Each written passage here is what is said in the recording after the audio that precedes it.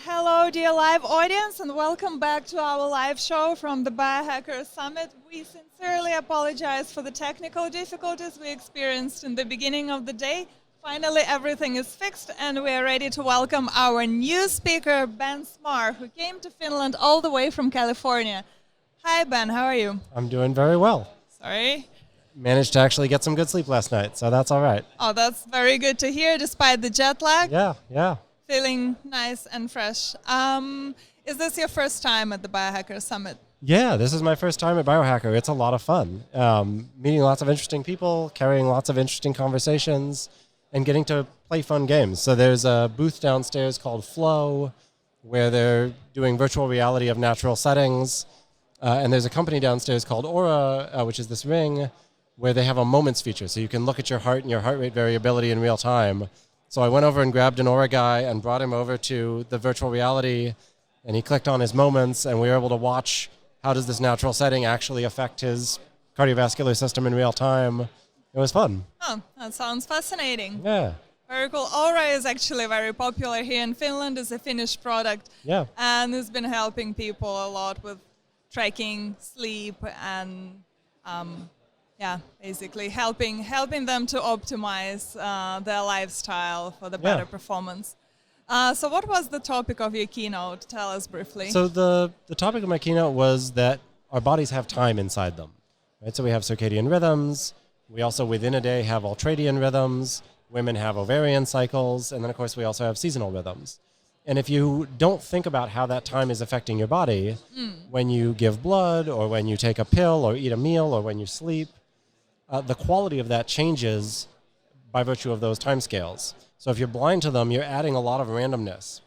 And so, being aware of that and thinking about, when are you taking your measurements? How are you tracking that?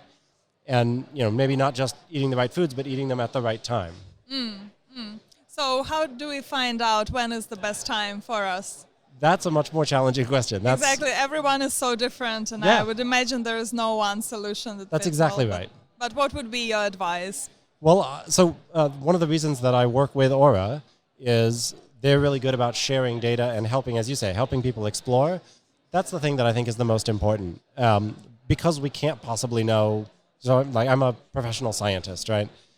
My job is to publish papers where I say, here's this population, here's their average. Right. It's different from this other population's average. That's totally useless as an individual. You need to be able to learn from yourself, right? So when you look at your Aura app and you say, oh, I saw that I went to sleep late last night and my heart rate looked terrible, I can't tell you that as a scientist, but you can easily explore it as a person if you have some device giving you back those data. Right. Is it that Aura you found the most useful one? Are there any other devices you feel like may help people with that? I think it depends what you're looking at. I like Aura very much. I think the data quality is great, and I specifically like their attitude of helping people explore because there's so much diversity that we don't know about. Yeah. Helping people feel like their experience is valid. When they learn something about themselves, they can share that and maybe find people like them. Yeah. I think that's super empowering and important scientifically. Yeah. Well, Aura is very much focused on sleep. And of course, here, especially at the Biohackers community, we talk a lot about the power of sleep and how much it impacts our daily performance. So when we think about sleep and timing, what are sort of the main key points there? I think the main thing is routine, right? So given that we all have slightly different speeds of clock inside of us, I'm, for example, an early person. So without an alarm clock, I'll wake up at or before 6 every day. Right. I'm also tired and want to go to bed by like 9, right? Right. Me telling you what to go to bed at is not appropriate because we might have different clocks. We almost certainly do. But saying you have that clock, you should let your body know when it's going to wake up, when it's going to go to sleep, so that all these different organs in your body can make use of that time, that's very universal. So whatever what we call chronotype is, find that out for yourself. Yeah. But try to stick to it. Yeah. So you mentioned routine. What does that entail? Is it something you do before sleep? Is it the exact timing? Is it some kind of routine for the morning to sort of get your energies up, or what is it? All of the above. I mean, it's basically saying if my liver doesn't have eyeballs, it can't tell what time of day it is, either from the sun or from a clock.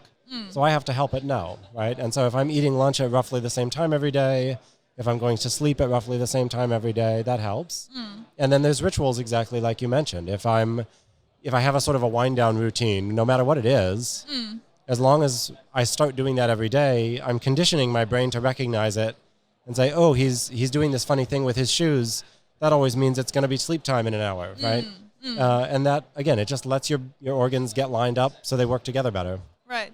And is that true for other aspects of life, like nutrition, food, exercise? Do you want to have that kind of routine for others? Absolutely. So every single cell in your body has these clocks in them. So it's not really an issue of what's the right time for you. It's what are the right times and how do they know, right? How do they communicate? Yeah. So if you're going to exercise, there's plenty of research now showing that you practice your sport at the time you're going to perform, you perform better. Different athletes have different times of day at which they perform better. So again, that's explore for you and find that time, but then use that time, right? And if you're traveling, if you're jet lagged, things get scattered. That's part of why jet lag sucks, right? Your body just isn't able to get organized in the same way.